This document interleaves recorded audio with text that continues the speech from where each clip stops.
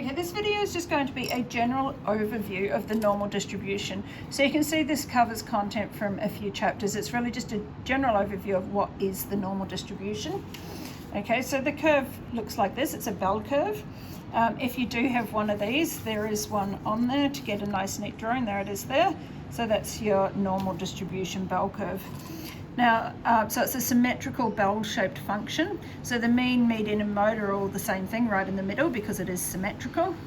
Of course, the area under the curve equals 1 because it is a probability distribution function. Examples of this in real life, things like height or weight, IQ, exam results, etc. So IQ is an example. The mean, median, mode is at 100. And the standard deviation of that is 15. Okay, and we'll talk a little bit more about what that means, but that is a normally distributed thing.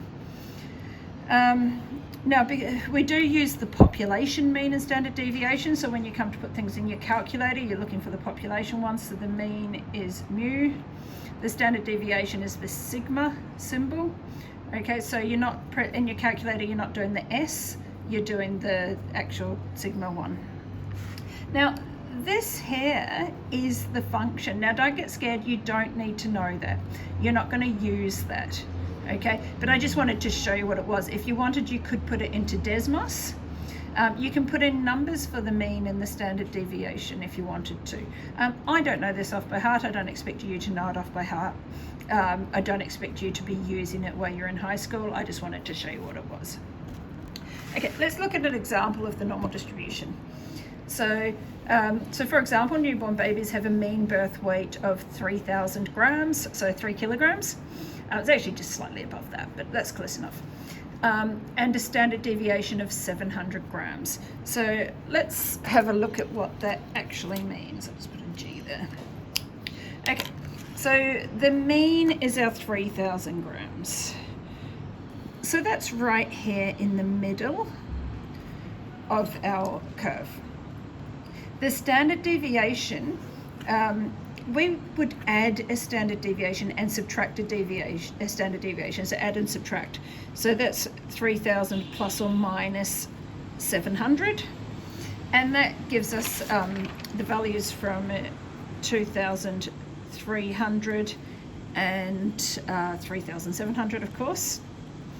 Okay, so that's one standard deviation away from the mean. So, and actually the 68% of all babies would be between those measurements. So from 2,300 and 3,700. That 68% will come up in a later chapter as well. Okay, the mean plus or minus 2 standard deviations. So that's 3,000 plus or minus 2 times 700, which gives us the values 1,600 and 4,400. Okay, that's 95% of all babies will lie between those values. I'll finish this off before I take this still shot. And plus or minus 3 standard deviations, plus or minus 3 times 700. Okay, which gives us the value 900 and 5,100. That's 99.7%.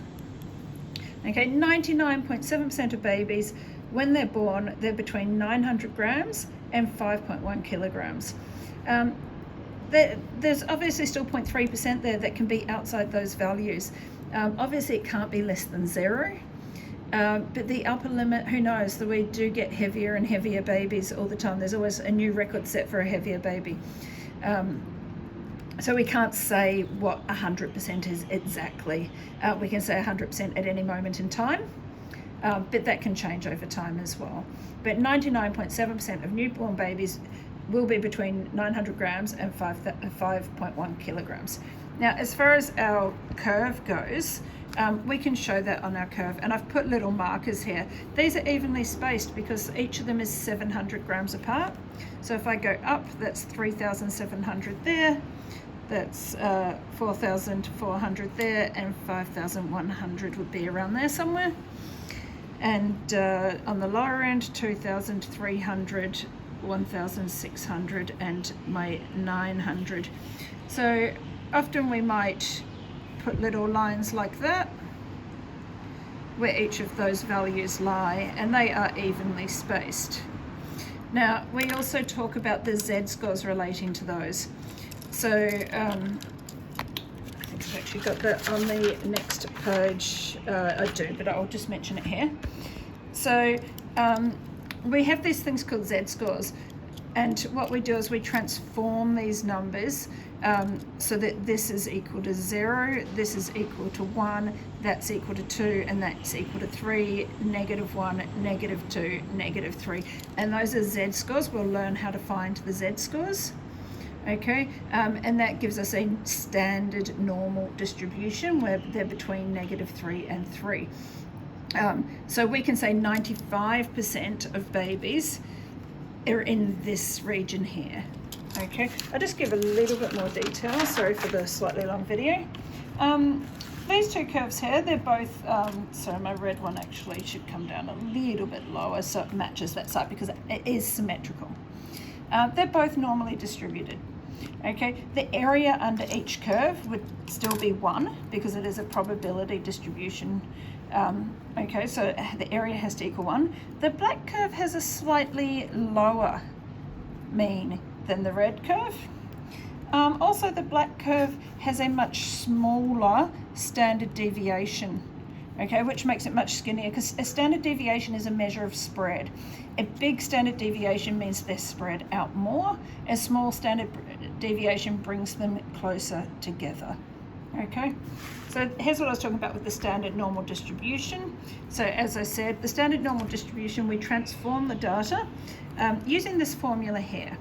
So if we think about the ones on the other page, if we want to know what's got a z-score of 1, then our mean was that 3,000, our standard deviation was 700, and that equals 1. Okay, that's this value right here. So if I solve that times by 700, so x minus 3,000 equals 700. We will do this in more detail later, okay? Add the 3,000, so 3700, and that's that number we had in that previous page. So in the standard normal distribution, that's 0, that's 1, that's 2, that's 3, -1, -2, -3. Those are the z-scores, remember? Okay, but more detail on that in either 1007 or 1407, depending on what book you've got. So the mean is 0, the standard deviation is 1.